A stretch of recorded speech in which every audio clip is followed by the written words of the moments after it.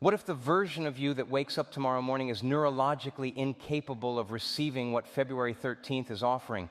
Not because the opportunity passes, but because your brain's prediction engine will literally filter it out before it ever reaches your conscious awareness. Hold that. One sentence. Because what I am about to show you in the next 18 minutes is not about the calendar. It is about a specific, measurable state of neural coherence that your nervous system either enters or misses during the rare confluence of environmental, circadian, and electromagnetic conditions that align on specific dates. And February 13th is one of them. Your body already knows something is coming. That low hum of anticipation you felt before you clicked this video was not random. That was your autonomic nervous system registering a shift in your internal electromagnetic environment. The question is whether your existing neural wiring will allow you to use it, or whether your conditioned brain will run its automated program and hand the window back to you 12 months from now unopened. Imagine the Amazon River Delta seen from satellite altitude. Hundreds of channels, dozens of them wide enough to carry enormous volume, most of them narrowed or completely choked with sediment from decades of the same water running the same routes. The main channels are not the deepest, they are simply the oldest. Water does not flow where it is most useful. Water flows where it has always flowed, because that path offers the least resistance, because the banks are already carved, because momentum itself perpetuates the route.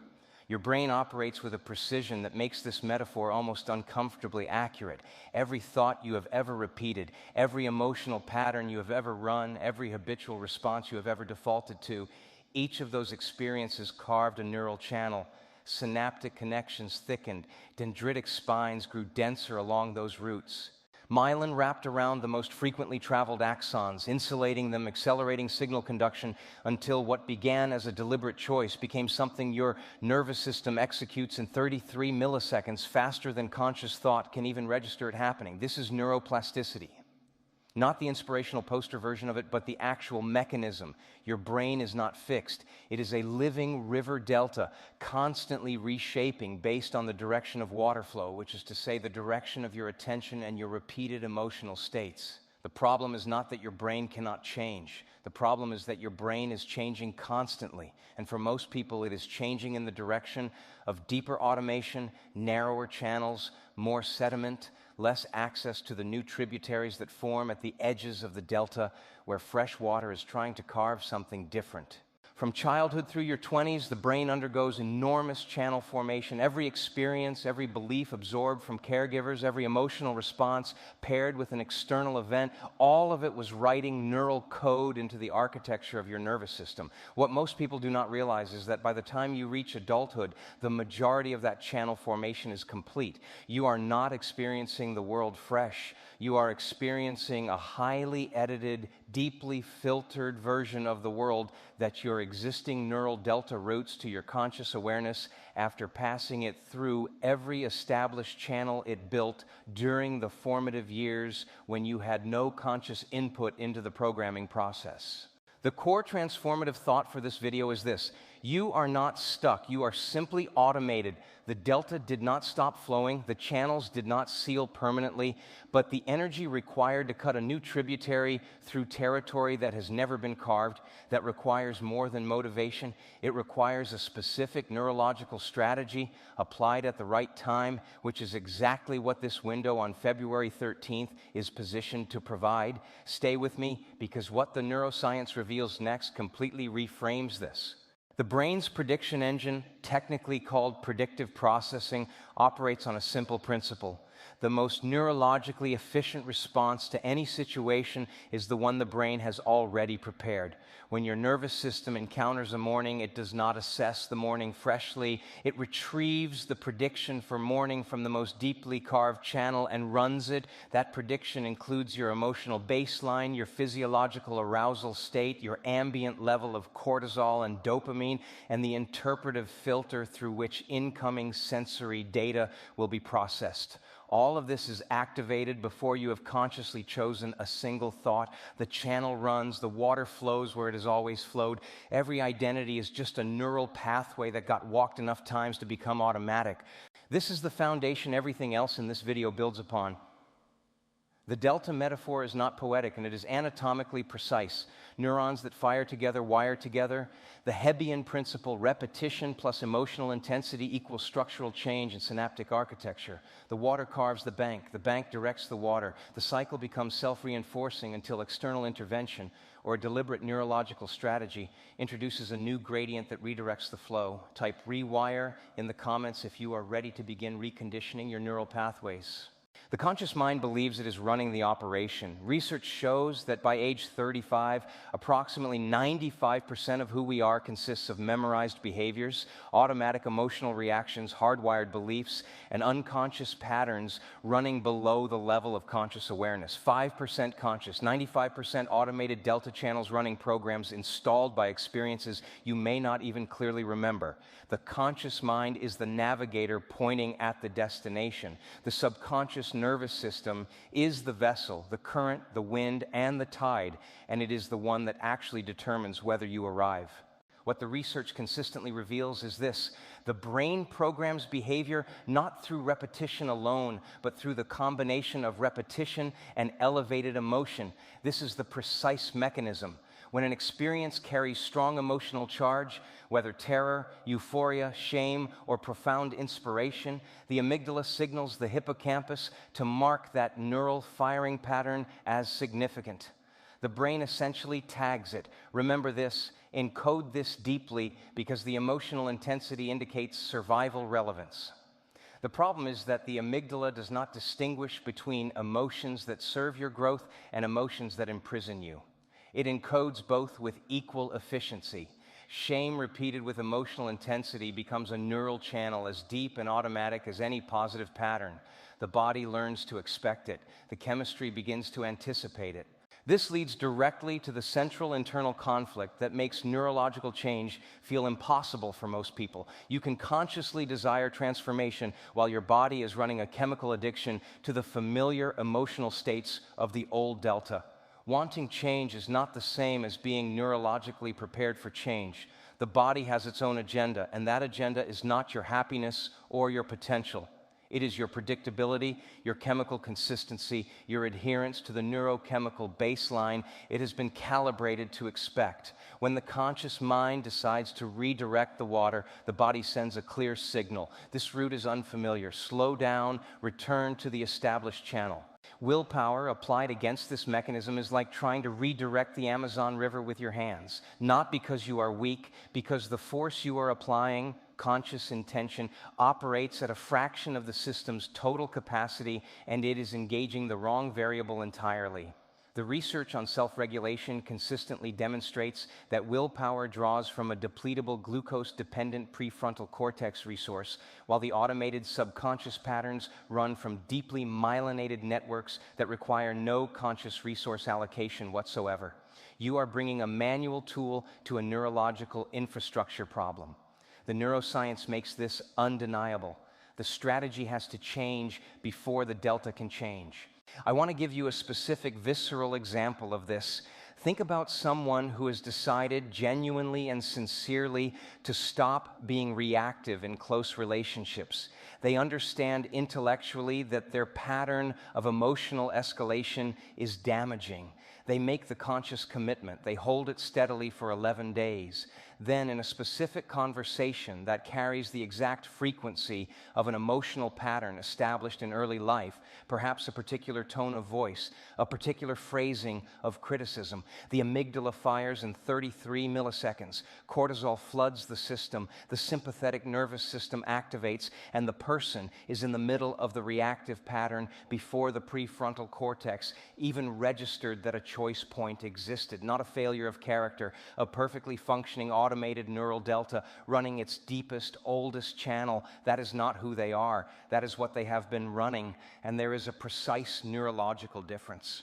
Your nervous system is not your enemy. It is running the last program you installed. Do not skip ahead. The next piece of brain science completes the picture. 3 years ago, while working as a research consultant running cognitive performance assessments, I was experiencing what I can only describe now as a neurological stalemate. On paper, I was functioning. In the actual territory of my daily experience, I was averaging 4 distinct anxiety activations before 10 a.m., each one measurable, each one physiologically identical to a threat response, each one triggered by stimuli that my rational mind recognized as harmless, but my nervous system had wired into a threat detection loop during an extended period of professional instability 2 years prior. 4 activations daily within the first 3 hours of waking. In the 7th week of applying the specific practice I'm going to give you in this video, that number dropped to 1. In the 14th week, the morning threat activations had reduced to near 0, not because my circumstances changed, but because the neural channel that had been routing my morning sensory input through the amygdala threat filter had genuinely, measurably narrowed from disuse. And a new channel through the prefrontal cortex's executive assessment architecture had widened enough to handle the morning's incoming information without triggering the survival cascade. The turning point, the exact moment I understood this was more than motivation, was the morning I woke up before my alarm in quiet alertness and realized the familiar chemical anxiety taste was not in my body, not suppressed, absent. The channel had actually shifted. Quantum field theory and brain science converge on something remarkable here, and I want to be precise about what that means because this intersection is frequently distorted into pseudoscience that undermines the genuinely extraordinary truth of what is actually measurable. The brain produces a measurable electromagnetic field. This is not metaphor. Using magnetoencephalography, we can map the magnetic component of that field extending several centimeters beyond the skull's boundary. The heart's electromagnetic field, generated by the electrical activity of its muscular tissue, extends several feet from the body and is measurable with standard instruments. The HeartMath Institute's research on heart-brain coherence demonstrates that the electromagnetic communication between these two organs produces a systemic state that measurably alters cortical function, hormonal output, and perceptual filtering, what researchers call cardiac coherence. Different electromagnetic states produce different neurological operating environments, and those environments determine which channels in the delta are most accessible. The observer effect in quantum physics, the experimental finding that the act of measurement affects the behavior of quantum scale particles, is not direct proof that thoughts create reality at the macroscopic level. What it does establish in conjunction with electromagnetic field theory is that consciousness interacts with physical reality through measurable energetic mechanisms, not merely through mechanical action. Observation is a form of energetic participation. Attention is not passive. The neuroscience and the physics are arriving at the same conclusion from different directions. Where your attention goes, your neural energy flows, and that neural energy is a measurable electromagnetic phenomenon, not a metaphor. Now here is the specific scenario tied to February 13th's energetic environment. 2 people wake up on the same morning. The first person has been running an automated morning protocol, phone within 90 seconds of waking, immediate exposure to information-dense, emotionally activating content, cortisol spike coinciding with dopamine hit from social notification stimulus, sympathetic nervous system activation establishing the neurological tone for the day before the prefrontal cortex has fully come online. Their electromagnetic field is operating in a fragmented reactive state, multiple competing frequency inputs, no coherent signal, the delta routing water through every channel simultaneously with no directed flow. The second person wakes in darkness, holds still for 3 minutes, consciously activates a specific emotional state using the mental rehearsal method I will give you precisely later in this video, and allows the heart's coherent electromagnetic signal to entrain the brain's oscillation before any external stimulus enters the system. Their neural delta has been pre-directed. The channels available to the day's incoming experience are selected, not random. These 2 people will encounter the same February 13th window in entirely different neurological states, and what each one is capable of receiving, recognizing, and acting on will differ not because of the window, but because of the instrument they brought to it. The research gets significantly more specific from here. Identity is not a philosophical concept, it is a measurable brain state. This is the layer most people never encounter in popular discussions of personal change, and it is the layer that explains why behavioral change almost always fails when the underlying identity neural signature remains intact. The brain's default mode network, the system that activates when you are not focused on a specific external task, is continuously running what neuroscientists call self-referential processing. It is generating in the background of every waking moment a coherent narrative of who you are. That narrative is not assembled fresh from available evidence each time. It is retrieved from the neural signature, the specific default firing pattern that the brain has encoded as your identity through thousands of repetitions of the same thought, feeling, behavior cycle. Your identity is literally a predicted state. The brain models who you will be each morning before you are fully conscious, using the same predictive processing architecture it applies to everything else. And here is where the biological addiction concept becomes impossible to ignore. Your body has become chemically accustomed to the emotional states that your identity produces. The specific neurochemical cocktail, the ratio of cortisol, dopamine, serotonin, and adrenaline that constitutes your characteristic emotional baseline is what your body has calibrated as normal. If your identity neural signature produces chronic low-level anxiety, your cells develop receptor sensitivity tuned to that anxiety chemistry. When you attempt to shift away from it, the body generates a craving, not a psychological desire, but an actual cellular-level hunger for the familiar chemistry. This is why changing identity feels like withdrawal, because neurologically it is. Consider this specific example for this script's context. A woman in her mid-30s who had spent 8 years identifying as someone who always attracted unavailable people. That identity was not a belief she consciously chose. It was a neural signature encoded by repeated experiences that had been emotionally charged enough to carve deep channels. She began the 90-day reconditioning protocol focused not on changing her behavior toward unavailability, but on changing the neural identity signature from which the behavior emerged. By week 7, something neurologically remarkable happened. She reported that her attention had stopped automatically going to the unavailable person in any room, not because she was redirecting it effortfully, but because the predictive processing system that had been tagging unavailable as relevant to her identity model had updated. Her body stopped producing the familiar chemistry of longing and disappointment when she encountered unavailability. A new neural signature had established enough infrastructure to compete with the old default. By week 12, the physiological and behavioral changes were automatic, not forced, not will-powered, simply running from a new channel. You cannot build a new future while your nervous system is still living in the past. Comment signal. If this brain science is landing somewhere real for you. A 44-year-old software architect entered a clinical neuroplasticity program carrying a neural identity label he had worn since adolescence. Analytically strong, socially anxious. Brain scans at intake showed characteristic hyperactivation of the amygdala during social processing tasks and reduced activity in the medial prefrontal cortex's self-regulation circuits.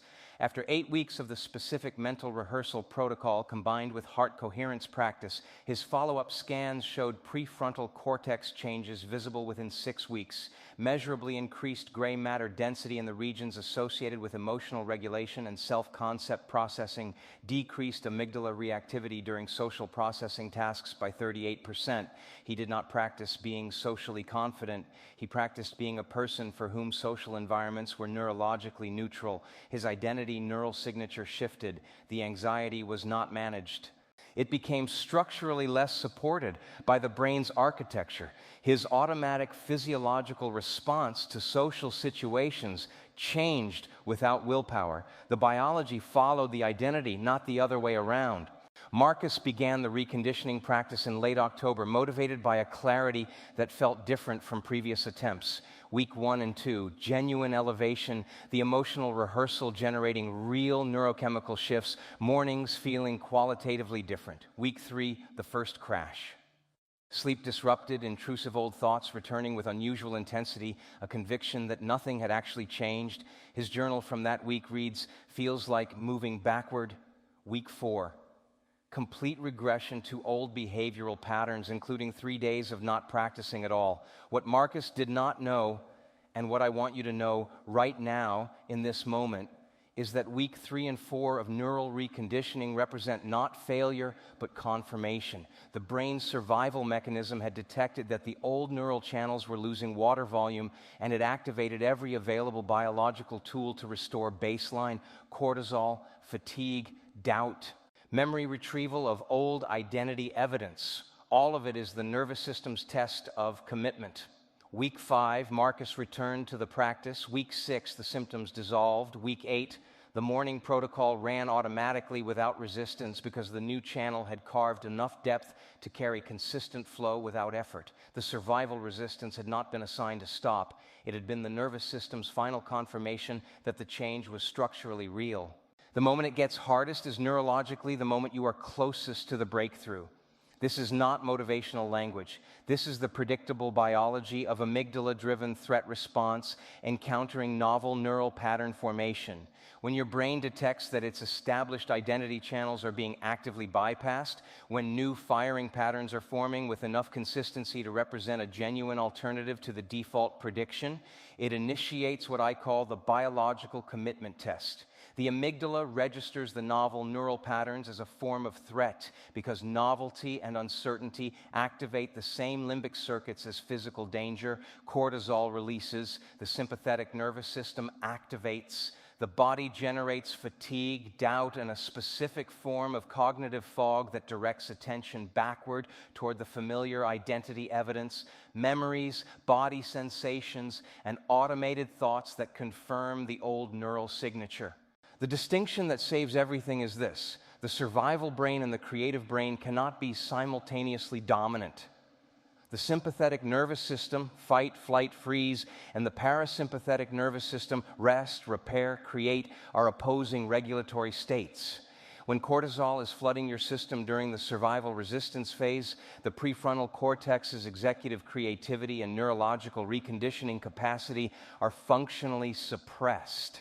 You cannot build new neural channels while the survival mechanism is at maximum activation. This is not a character flaw. It is a biological sequencing problem. The strategy is not to push harder against the survival response. The strategy is to shift the autonomic state first. Activate the parasympathetic system through the specific practice I will give you, and then allow the reconditioning work to proceed in the neurological environment where it is actually capable of producing structural change. Fear is a neural activation pattern, not truth. When the survival resistance phase arrives, and it will between days 18 and 35 for most practitioners, what you are experiencing is not evidence that the practice is failing. You are experiencing the neurological signature of a system that recognizes the threat to its established architecture and is executing its most sophisticated defensive protocol.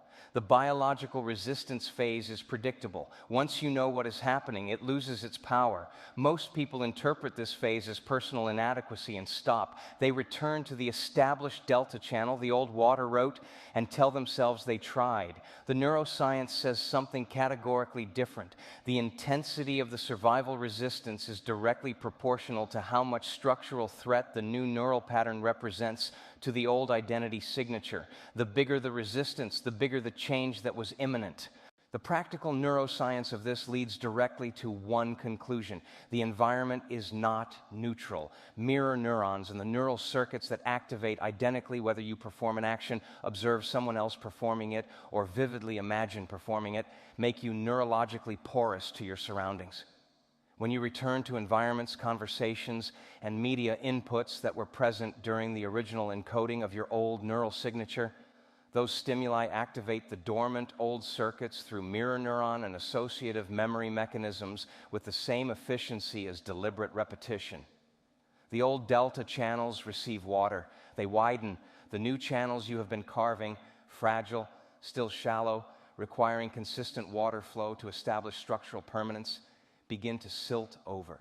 This is entirely practical, not theoretical.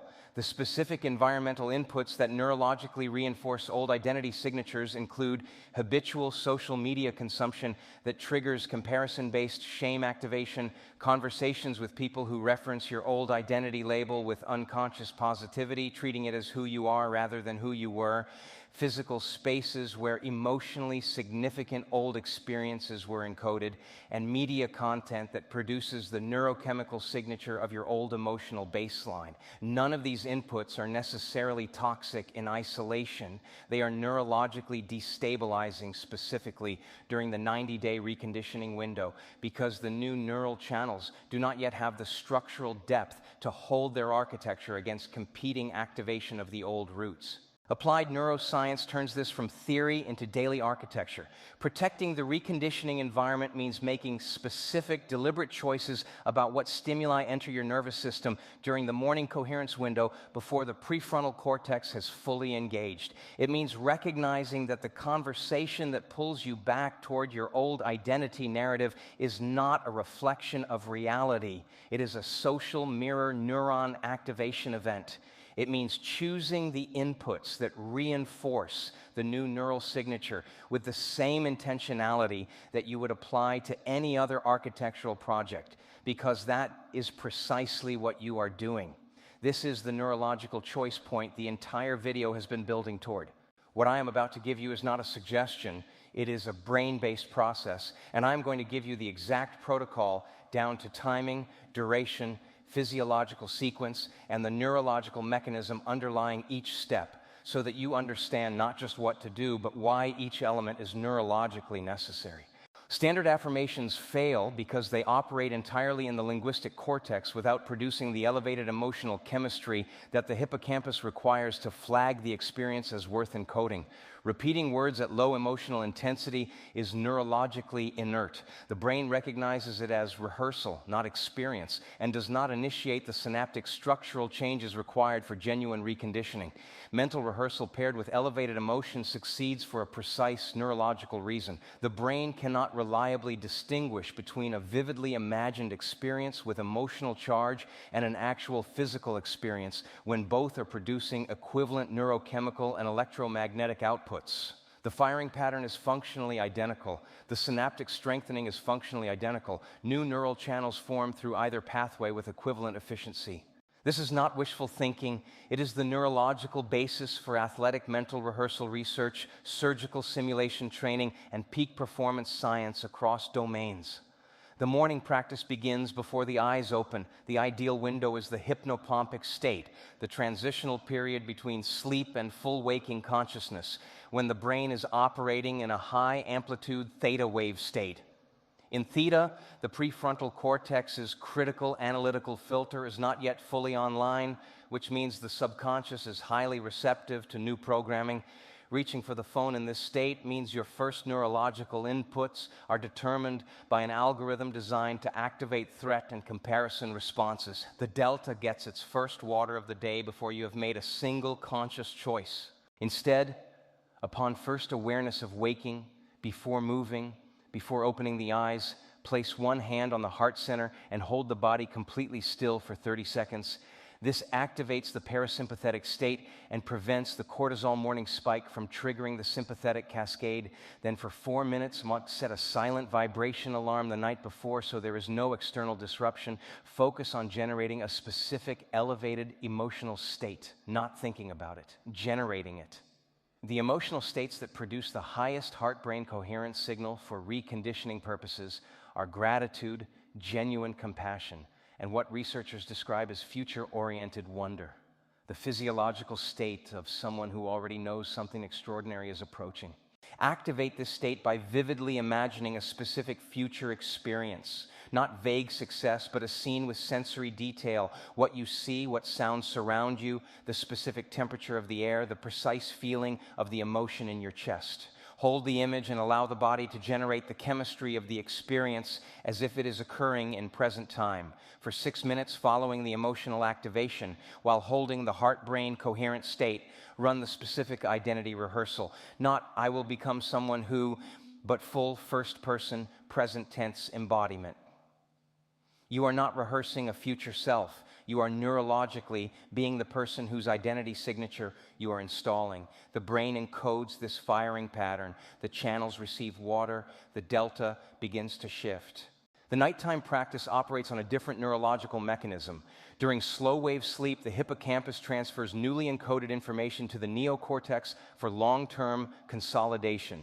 The last content you feed your nervous system before sleep enters this consolidation pipeline directly. 7 minutes before sleep, in darkness, run one final mental rehearsal of the identity state. Keep the emotional tone quieter, more settled, because the goal is parasympathetic dominance to enable deeper slow-wave sleep and enhance the consolidation process rather than arousal. Ask your nervous system one directive question before sleep. What does someone who already has this feel in their body right now? Hold the answer in your chest, not your mind, until sleep takes over. The neurological timeline is non-negotiable. Measurable synaptic changes require 21 to 30 days minimum of consistent daily practice. The survival resistance phase peaks in this window. This is expected, not failure. Lasting neural reorganization, the new channel reaching structural depth sufficient to compete with the established delta on equal terms, requires 90 days, not 30. Not 60. The research on habit formation and neural architecture consistently places the threshold for genuine structural consolidation at the 90-day mark. This is the complete neurological transformation window. If you have stayed this far, your neural networks are already beginning to shift their attention patterns. Sasha, a 38-year-old logistics manager, began the mental rehearsal meditation 12 minutes each morning on February 1st of the previous year after an extended period of chronic stress that had produced measurable HRV suppression and cortisol elevation. By the end of month 1, objective salivary cortisol testing showed a 32% reduction in cortisol morning levels. Heart rate variability improved 47% by month 2, indicating measurably enhanced parasympathetic tone and cardiac coherence. By month 3, Sasha reported automatic behavioral changes that she had not consciously implemented.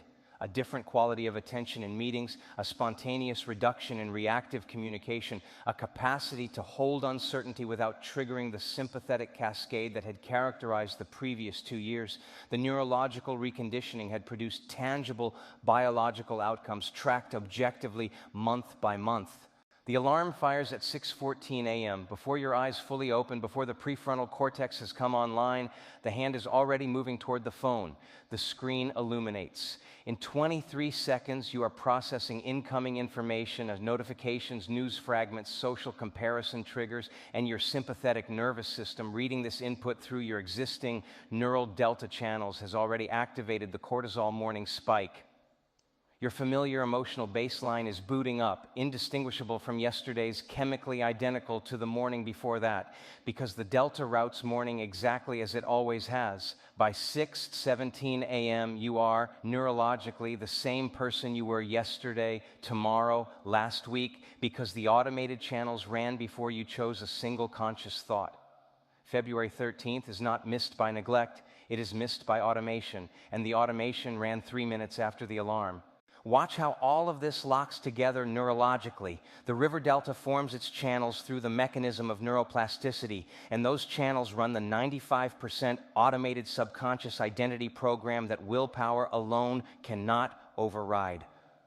The electromagnetic field produced by the heart and brain broadcasts a coherent signal, or a fragmented one, that determines which frequency of experience your nervous system is calibrated to recognize and receive.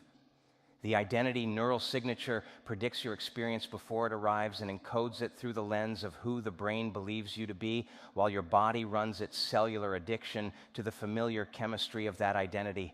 The survival mechanism tests any emerging change with biological precision, deploying cortisol and amygdala activation during the exact window when the new channels are most vulnerable. The environment continuously feeds the old channels through mirror, neuron, and associative memory mechanisms unless you architect its inputs deliberately. The mental rehearsal practice, applied in the theta window and during sleep consolidation, bypasses the critical filter and installs new identity-level firing patterns with the same structural efficiency as lived experience, and the full chain from thought to elevated emotion, to neurochemical cascade, to gene expression signal, to protein synthesis, to new biological structure, to updated unconscious prediction model, to altered perceived reality, requires 90 days of consistent daily repetition to reach genuine architectural permanence. The final survival resistance arrives here at the moment of understanding. The mind now knows the mechanism. The body is already beginning to generate its familiar response. This is too much information. This is too different. There will be a better time. Start tomorrow. That signal is the survival brain's last broadcast. Recognize it for what it is, not wisdom, not caution, not reality, but the oldest delta channel making one final bid to preserve the root. February 13th is not a magical date. It is a convergence of environmental, circadian, and personal electromagnetic conditions that create a narrow window of neurological receptivity. Miss it by staying automated, and the same conditions do not realign for another full cycle. Begin the 90-day practice tonight using the exact protocol from Layer 7, and February 13th becomes the date the new channel received its first deliberate water. You are not stuck. You are simply automated, and the automation can change. In the next video, I will show you the exact 15-minute morning practice that activates your prefrontal cortex, regulates your autonomic nervous system, and locks in neurological coherence before the day's stress chemistry has any chance to flood your body and pull you back toward your old neural baseline. Every layer of this video forms a single biological chain. Neuroplasticity defines the architecture. The subconscious mechanism explains why willpower fails it. The electromagnetic reality of heart-brain coherence reveals what the practice is actually operating on. The identity neural signature shows what must shift beneath behavior. The survival response explains why the resistance is proof, not failure. Environmental conditioning gives you the practical daily architecture. The mental rehearsal protocol gives you the exact brain-based tool, and integration shows you the complete system from first firing pattern to altered lived reality. That is not a collection of ideas. That is a functional neuroscience protocol for genuine structural change, beginning with this window. If this brain science has shifted something in your understanding of your own nervous system today, the like button is a neurological act. That single action signals to your nervous system that this information is worth encoding, reinforcing the new neural channels you have begun opening simply by staying with this content to the end. Subscribe, because the next video delivers the missing half of this system, the morning prefrontal activation practice that pairs with tonight's mental rehearsal to create complete 24-hour neurological reconditioning architecture. The evening practice rewires during sleep. The morning practice activates coherence during waking hours. Both are required. One without the other leaves the delta partially redirected. Together they produce the 90-day structural transformation this video has mapped in full. Type commit in the comments if you are ready to begin the 90-day neurological reconditioning practice. Begin tonight, not because the calendar demands it, because your nervous system is primed for it, because the survival resistance is predictable and manageable, because you now understand the mechanism that has been running your life from below the level of conscious awareness. You are not stuck. The delta is not sealed. You are simply automated. And the automation can change, beginning with the next 12 minutes before you sleep tonight.